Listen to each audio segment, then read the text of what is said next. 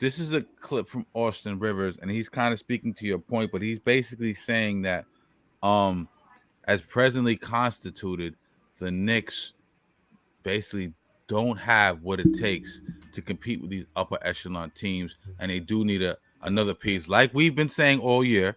You know what I mean? I know a lot of people in our comments early on were saying, you don't trade away these young developing players, and Mm-hmm. you don't. No, this is it. We're past that stage, right? RJ is in Mm-hmm. year 5. Julius has been with us for what, 5 years now, right? 4 or 5 years. Mm-hmm. Um, Brunson is the developing past development. He's a star now. He's here now. They're On a saying friendly Mitch, deal. right? Mm-hmm. We're past the developmental stage. We're into the let's see how we can progress Mm-hmm. stage in the Eastern Conference. But here's Austin Rivers. I will come back and we'll give our thoughts on it. Here we go. They're going to Vegas after that win. The Knicks are not. Now, math is not my thing, but you had Julius Randle with 41 points. You had Jalen Brunson with 24. Yet that Knicks team still lost by a lot. Yep. What needs to happen when you're getting that level of production from those two? What needs to happen now? This game tonight, for me, provided clarity of just where these two teams are. It's not so much that I have a lot of negative things to say about the Knicks. It's more so they're just not as good as some of these top-tier teams in the East. When your best player is Julius Randle, Jalen Brunson, again, these guys are both hoopers, ballers. I'm a fan of both of them, by the way.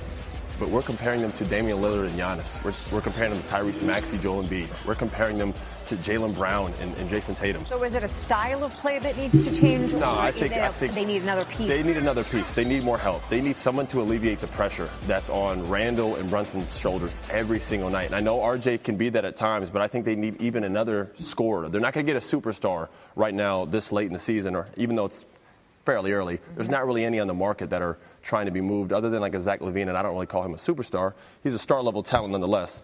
They need more scoring. They are a good team, but you see when the Bucks and these top-tier teams are at their best, there's just too big of a gap there. All right, so look, Austin Rivers, son of legend Doc Rivers, former Knick, former point guard in the NBA. Mm-hmm. I respect his analysis. He played the game. You know what I'm saying? Listen, he echoes what I think as well. We need another piece. We have drunk sports talk. Have we not been telling you this the whole season, right? Mm-hmm. I don't think Zach LaVine, like he said, would even come here. We know the Rich Paul shit that we covered 10 episodes back. Or 20. At 20, right. I advocate DeMar DeRozan. You've been hearing that name. You've been seeing all these mock trades in the media as of late on Twitter and Instagram and all this stuff. Yes.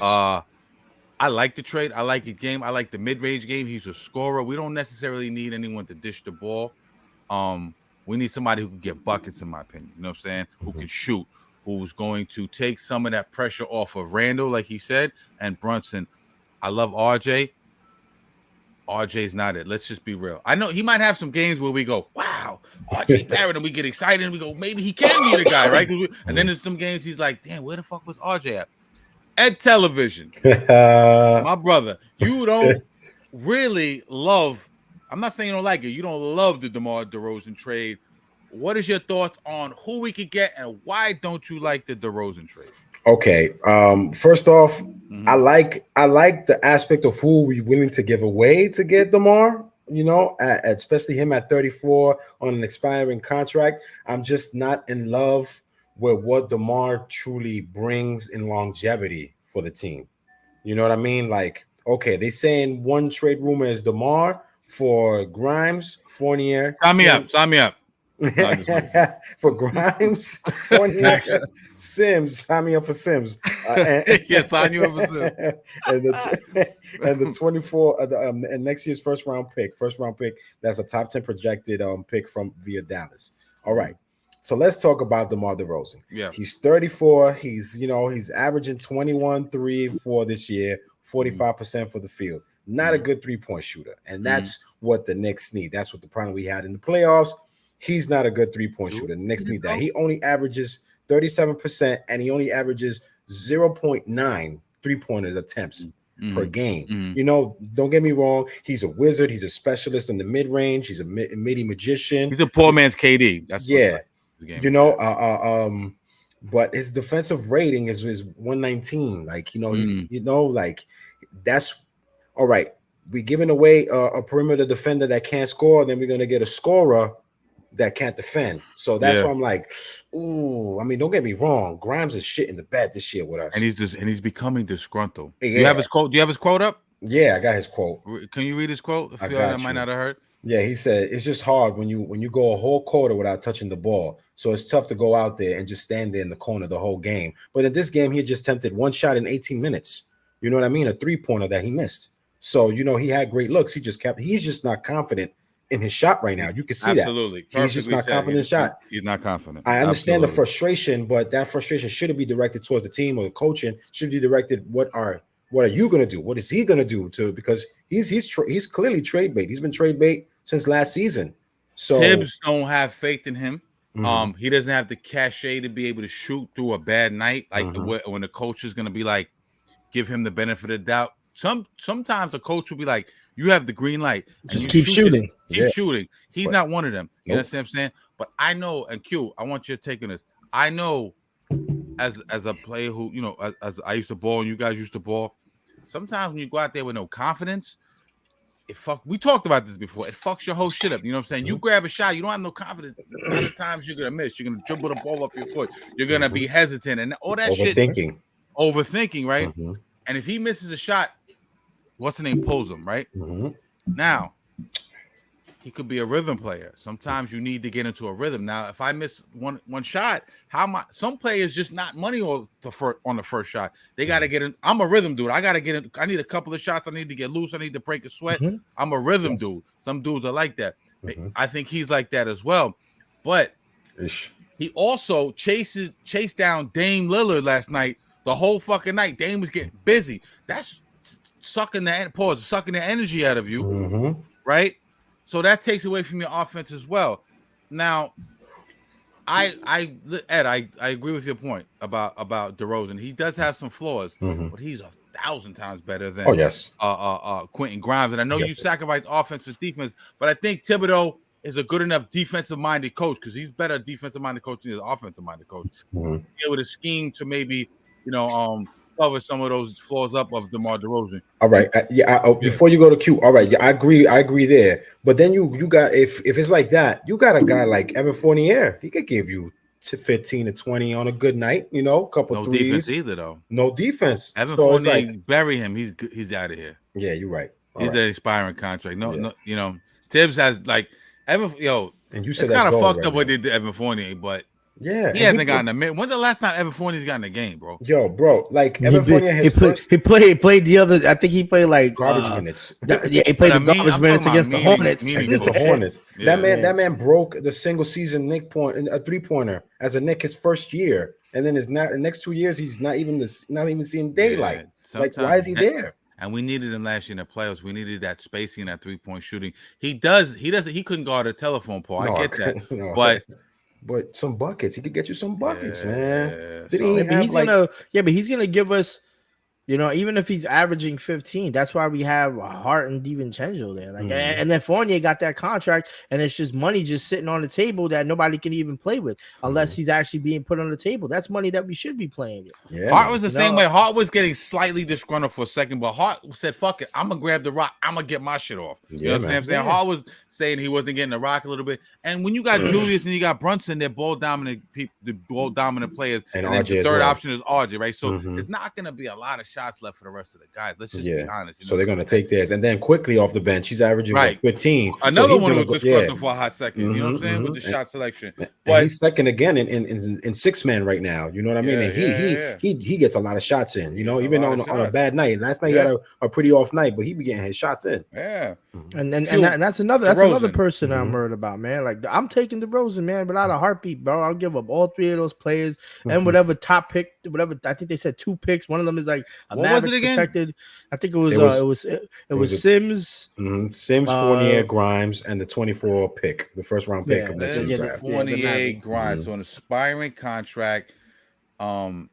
Fournier is expiring contract. Grimes, who we just discussed, and Sims, Ed's boy. Yeah, I would do that. Bye, Sims. I'm doing it in a heartbeat, for 20 points. Because think about it, just like you said, Thibodeau is gonna figure out a way. Even if we can do 20 points, but it's gonna be a counteractive, and then maybe DeRozan gets scored on 10. That we're still in a positive 10. Because right now we're in the negative 20, 25 because Grimes, any defense he's doing, he's scoring 0 points. And everybody who he's defending is scoring 20 to 25, 30 points. Literally balling out there. You know what I mean? Like it's negative 40 or 45 plus when Grimes is on the court differential. And that's bad. Yeah, that would be the negative 20. If DeRozan's in that game yesterday, we probably still lose, but I guarantee you we don't lose by 24 points. 100% fact. In my opinion, good offense beats good defense. But that's the thing. Because it's going to change the ball too. So that's the thing with me now. Now you said we probably would have lost last night, even with DeRozan. So you telling me we will still lose in this Randall Brunson? I said probably. I don't know. But it's also thinking about the game that we played yesterday. I'm not talking about that now. If the DeRozan, but I'm just thinking about like how we got our asses whooped. But you know, when you take accountability to morality and all that, like it's probably not even that close. We could be up by halftime. You know what I mean? We could have scored probably 85 points. You're gonna scheme different with a DeRozan. With a different DeRozan. That's gonna open up different shit for different people. I just meant it in a way because Grimes played and didn't give you no points. DeRozan's in that game. That's at least 15 to 20 points. We're still losing, but we're losing by 6. But now take it to a fact. If he started the game, that's a whole different bubble that we're in now, ladies and gentlemen. I mean, don't get me wrong. I would love it. It's all like the few negatives is like the only thing like that I don't like. But like picture that starting 5 of Brunson, you play RJ at the 2. You got DeMar, Randall, and Mitch. That's a good lineup. Like, don't get me wrong. That's a good lineup. That's scary hours right there. And we're not gonna do better than that this year. We're not getting a Joel Embiid. We thought we were, we thought we had a little iota of hope in the beginning of the year, but that's not gonna happen. They're playing very well. They're the second best team in the East, or the third. As we predicted, was going to take a step forward with Harden gone. You got Bam and Jimmy. They they down there in Miami. You got obviously Jason, Drew, and the fourth. Yeah, Jason Tatum, Drew Holiday, and Brown up and Porzingis. And Porzingis. And then the Magic are balling. I was going to say the Magic is balling. I got a ton of dudes, you know what I'm saying? So young and I think of it like this, because when I saw that trade, and I told one of my boys last night I was chilling with, like, think about it. We get DeMar DeRozan, we lose Fournier, we're gonna lose Grimes. We're gonna lose Grimes, whatever, and a pick and Sims. All right, that's fine. Boom, we get DeRozan. Now, we still have to figure out what we're gonna do quickly. Because it's either we're gonna lose him or we try to sign him, which he's probably not gonna accept whatever we're gonna offer him. We're gonna lose we're gonna lose him, and I really don't want to lose him for nothing. To be, I hope if we lose him, we better get like monstrous picks. If we lose him, do we bring RJ off the bench? Well, this is what I was thinking, is that even if we lose quickly, we get DeMar DeRozan next year. We could try to get Donovan Mitchell. Get Donovan Mitchell. DeMar DeRozan goes. How does that lineup look though? A lot of log heavy wing and guards though. But that's the thing. If we get DeMar for this year, you think he'll re-sign with us next year? Because his contract is up next year. It's possible. It's possible he'll stay with us. He said he wanted to come here.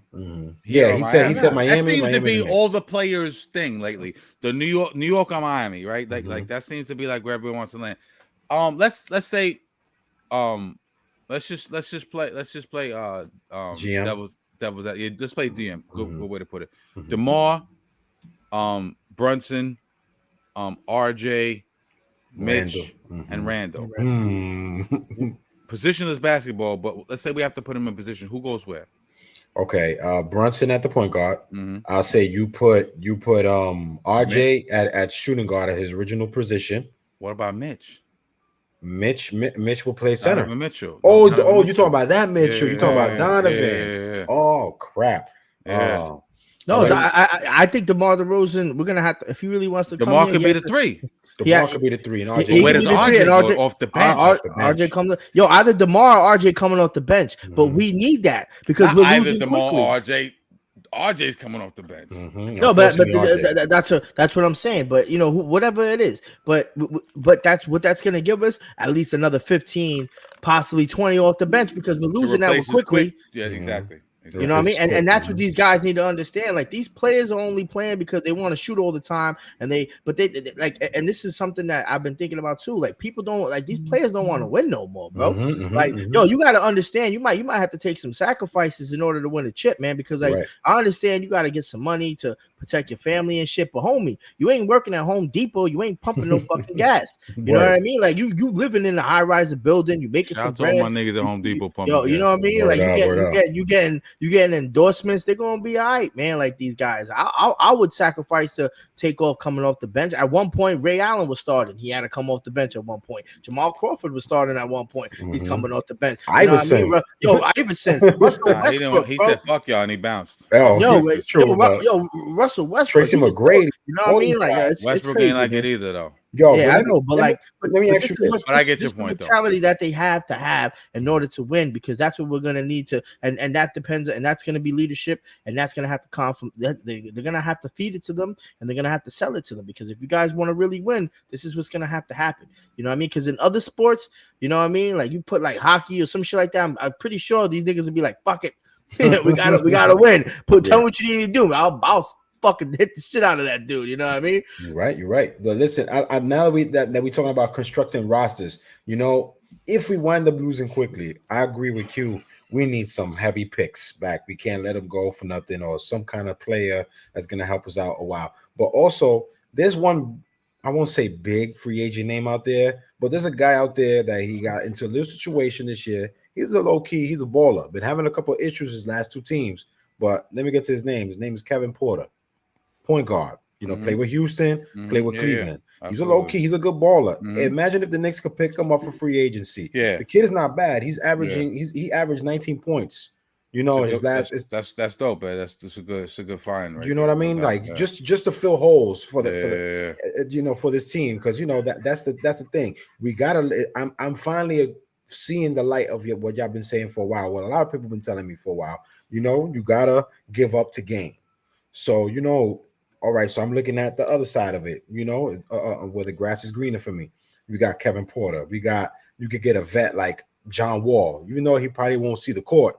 But, you know, it's a good vet to have in practice. Challenge. Where the fuck is John Wall at? Last time I seen him, he was in the Clippers. Where is he now? He was with Phoenix, but I think Phoenix dropped him too. Like, I don't know what the hell he's doing. I like John Wall, but John Wall ain't the John Wall from 10 years ago. You know what I'm saying? No, so he was the fastest nigga in the NBA. Yeah, well, John Wall was, yamming it on. John Wall was the fastest. Yeah, he was the fastest nigga in the NBA at one point. Yeah. And then you got like the free agency list this year. It's kind of crazy because you got guys like Kawhi in there. Who's a free agent? LeBron, even though LeBron ain't coming here. Who else is a free agent? Trevor Lyles. There's a bunch of guys this year. Van Fleet, Kyrie. There's a couple guys who. But Kyrie's not coming here. Kyrie's not coming here. I think he's gonna re-sign with the Mavericks anyway. LeBron ain't coming here. I do not want Kawhi. You know, and to be honest, I don't even think Kawhi would want to come here. I don't think his characteristics and personality even fits here. He seems like a more timid, shy guy, wants to be left alone. And he's home too in LA. And he's home there. I don't want Kawhi. I don't want Kawhi, but in New York is too crazy. We're gonna start running down on him if he Kawhi ain't even the same guy anymore. He's not. As soon as he left the Spurs, he was a little bit there. But he did his first year with the Clippers was all right, but like after that, it was just like I feel like, you know, he's just not playing like how he used to, and then he likes to sit a lot too. Like, he likes to play. I don't even know if he's injured or not. He just be not playing and shit, you know. Yeah, you're right. If it was a Kawhi like post Spurs, like that 1 year with Toronto and that first year with the Clippers, hell yeah, I'll take him in a heartbeat. I wanted him to come in before he went to the Clippers. But you're right. Kawhi got his ring. He's good. He's coasting. He's getting paid. He's just he's riding the wave until he needs to retire and then call it a day. He got his 2 rings and MVP. I'll take that. Facts. So listen, man, time will tell. We know that Leon Rose and these dudes over there, Worldwide West and those guys. We know we have to make a move. Let's see what the move is. I'm interested to see what this move will be.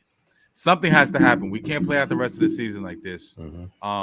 Because we've only got 2 more months. Yeah, And the month of December is going to be 2 more months. Oh, for the trade deadline. For trade deadline. Yeah. And the month of December is going to be a wild one for the Knicks. Like, you know, I said this in the month of December is going to be a gauntlet for the Knicks. They got the toughest schedule. They got 3 back-to-backs, and they got 3 out of the 14 games in the month at home.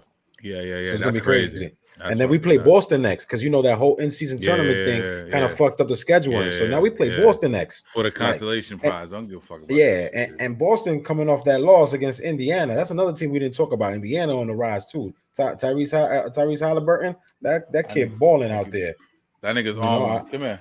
I hate Indiana, but that kid is on one. You know what I mean? Just the other night he had 26, 10, and 13. No turnovers. It was crazy, man. Yeah, facts. You know what I mean? Yeah, Tyrese is balling. Indiana's balling. The only problem with Indiana, no motherfuckers don't play no defense. So. Yeah, exactly. Yep. That's the only thing. I mean? But they run up the score on you, though. Yeah, they run up the score, but they're a good highlight reel. They're a good team. They're just gonna have to run. They're gonna run into a team that plays some defense. They're gonna have a problem.